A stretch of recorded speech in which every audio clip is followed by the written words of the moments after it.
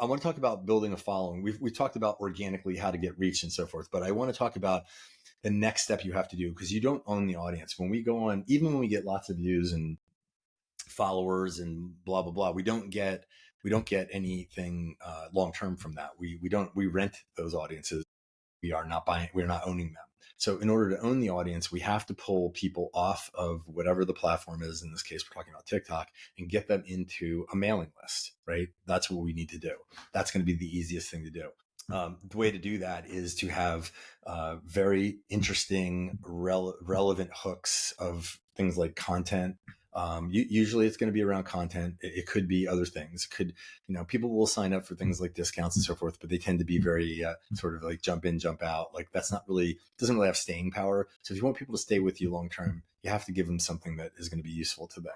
So I don't know what that is right now for your audience, but so let me give you an example. I just did this on one of my own videos. I actually backed into it sort of accidentally.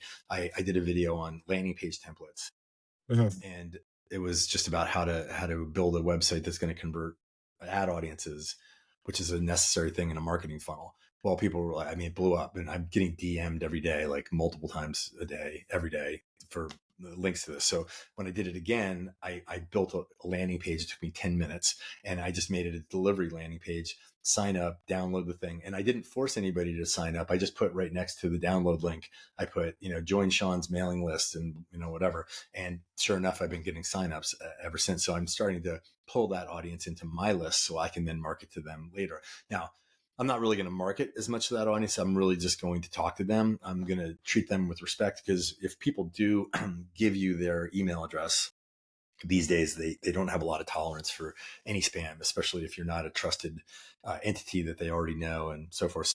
And even then you got to earn it with every newsletter. So, in my case, I just believe that you do 90% education, 90% content, and 10% at most sales, and make it very sort of soft shoe dance, so people don't become allergic to the messaging. Does that make sense? Yeah, it makes sense. Yeah, because a lot of times when you look at things online, it's like, oh, another ad, another ad, another ad. We're And, sick of it. and They say we're advertised to 10,000 times a day. And I don't know if that's true, but even if it was half that, it's insane. So we become ad blind. So that we as content creators, we as companies, brands, we have to work around that. And we have to really be a benefactor to people. We have to improve people's lives.